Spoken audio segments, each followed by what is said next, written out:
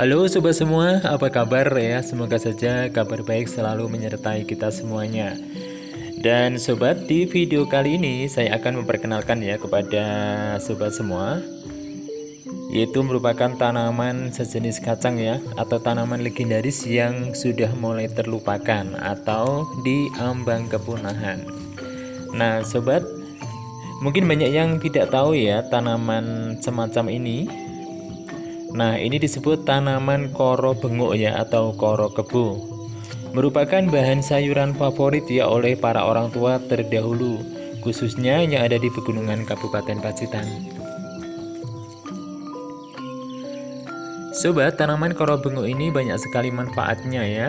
Selain sebagai bahan sayuran, dan ini bisa juga untuk pengganti kedelai ya di saat kedelai mulai langka di pasaran. Nah, biasanya koro benguk ini akan dilirik sebagai bahan baku tempe ya. Bahan baku tempe oleh para orang tua terdahulu, dan saat sekarang ini sudah mulai jarang ya diperhatikan oleh masyarakat, khususnya para generasi yang sekarang. Dan sobat, di video kali ini saya akan mengulas ya atau membahas sedikit tentang tanaman koro benguk ini ya. Dan koro benguk merupakan tanaman sejenis polong-polongan atau suku kacang-kacangan. Dan banyak sekali ya kalau kita mengenal jenis koro yang biasa atau lazim ya kita temukan. Selain kacang panjang, itu ada kecipir, kemudian ada koro uceng atau koro beling ya, dan juga disebut dengan koro bahan pecel seperti itu, atau koro putih. Ada juga jenis yang lainnya seperti koro kratok ya.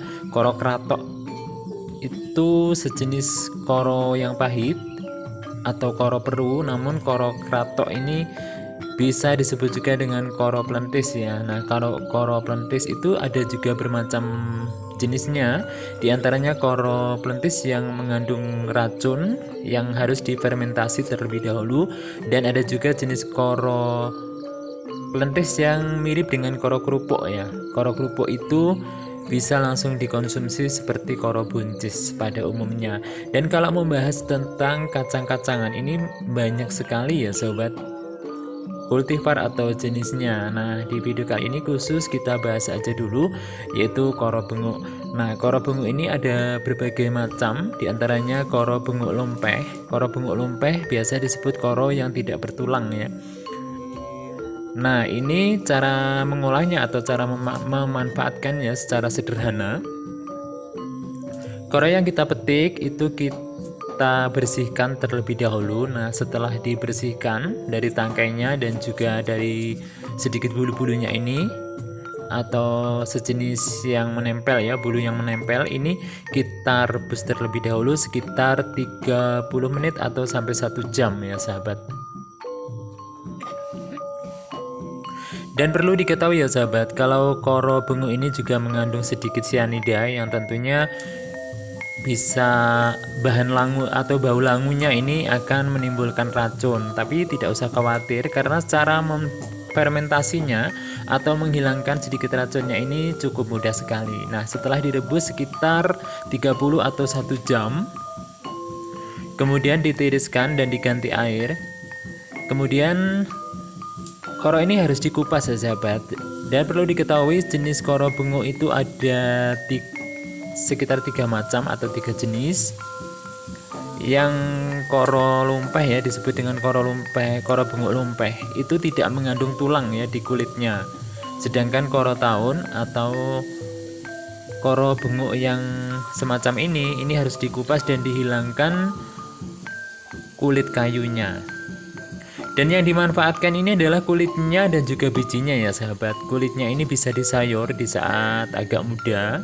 Jadi dikupas, mungkin untuk para ibu-ibu dan juga para mama di Pacitan sudah paham ya. Namun untuk yang ada di perkotaan atau mungkin juga generasi milenial yang sekarang itu belum tahu, bahkan masih asing dengan tanaman yang satu ini.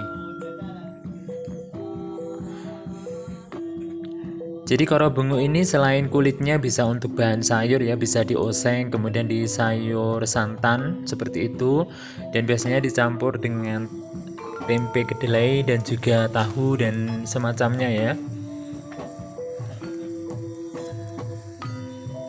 Bijinya ini biasanya untuk bahan baku tempe, seperti itu sahabat.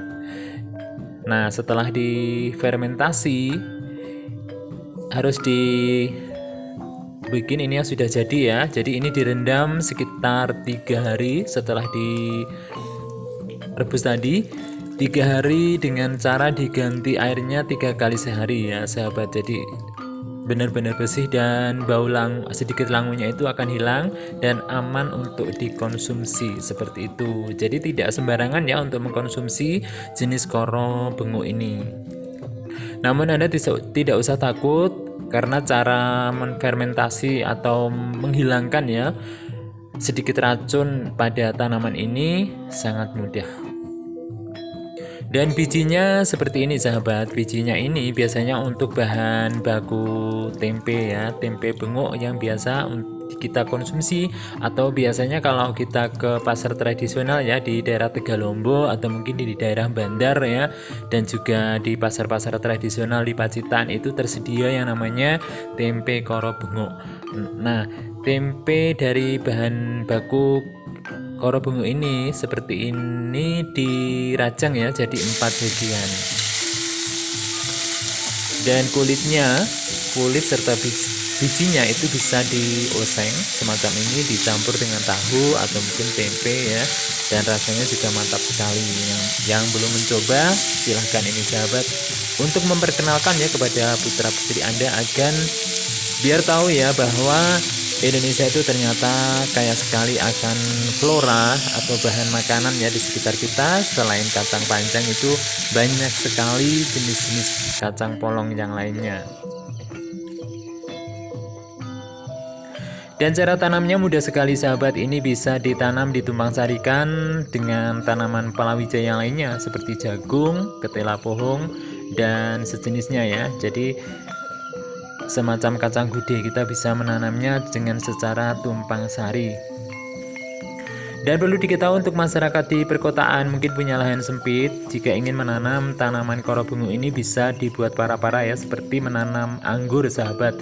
Dan perlu diketahui juga bahwa tanaman koro benguk ini mempunyai keindahan tersendiri pada bunganya. Bunga koro benguk mirip sekali dengan bunga wisteria ya sahabat. Jadi kalau belum tahu silahkan di googling atau bisa dilihat di YouTube tentang bunga wisteria. Nanti Anda akan tahu. Dan bunga koro benguk ini ada 2 jenis, bunga yang berwarna putih dan juga bunga yang berwarna ungu tua ya. Jika Anda menanamnya dengan para-para atau seperti menanam anggur, maka akan menambah keindahan atau estetika sendiri di halaman rumah Anda. Jadi selain bunganya yang cantik seperti bunga wisteria yang menggelantung seperti itu, dan buahnya pun juga unik ya, buahnya juga sedap dipandang. Walaupun beracun tapi kaya sekali akan bermanfaat. Tergantung kita cara memanfaatkannya ya sahabat. Jadi tidak seperti ini ditanam di lahan. Nah, jika Anda ingin menanam di para-para atau di halaman rumah dengan sistem seperti menanam anggur, maka terlihatlah letak keindahannya. Jadi buahnya ini akan menggelantung ya di bawah para-para tersebut.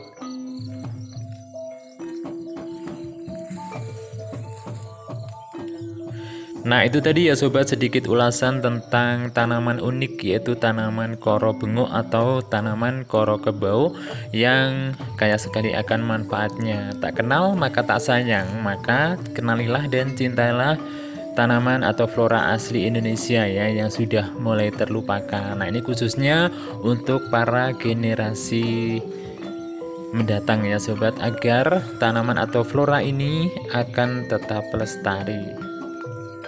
Sobat, semoga tayangan video kali ini bermanfaat ya dan menambah pengetahuan ya buat kita semuanya, khususnya buat para generasi mendatang. Dan terima kasih sudah menonton, jangan lupa like, komen, dan subscribe ya. Dan jangan lupa juga untuk tekan tombol loncengnya agar mendapatkan notifikasi di video-video saya yang selanjutnya. Sampai jumpa di lain kesempatan, salam bumi hijau dan salam Indonesia lestari.